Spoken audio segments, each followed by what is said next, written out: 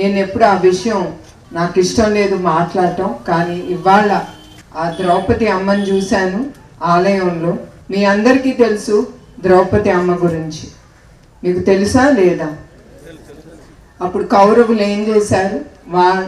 ఆవిడి భర్తని అవమానించాలని సిగ్గు లేకుండా ఒక ఆడదని, ద్రౌపది అమ్మని సభలోకి తీసుకొచ్చి ఆ అమ్మ చీరలాగారు. ఎందుకు? భర్తని కొట్టడానికి. వాళ్ళకి వేరే దారి దక్కలేదు, ఒక ఆడది దక్కింది వాళ్ళకి.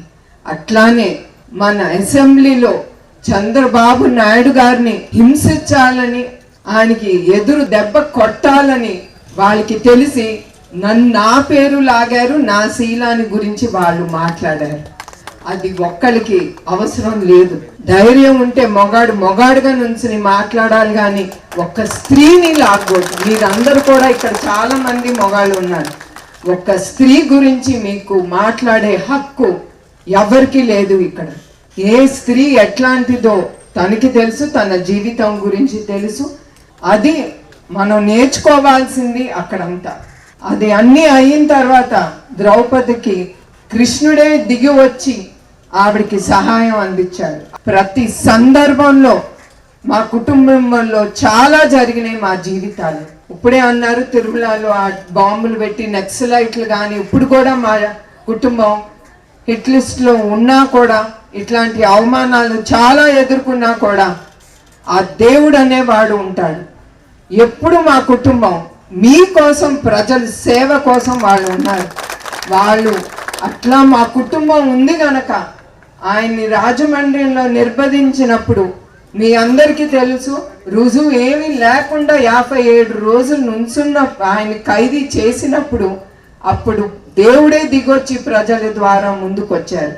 అదే గనక ఆయన తినుంటే ఆ 26 కోట్లని చివరికి చెప్పారు. ఆ 26 కోట్లు కూడా వాళ్ళు చూపించలేకపోయారు. అది మా కుటుంబం అంటే.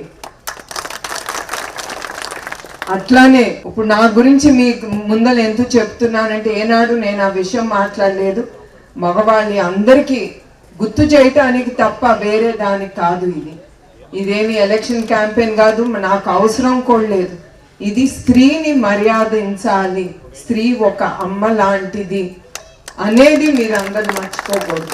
అది మీ అందరికీ గుర్తు చేయడానికి ఇది చెప్పేది. ఈ విషయం నేను ఏనాడు 10 మంది ముందల ఆ విషయం ఏనాడు మాట్లాడలేదు.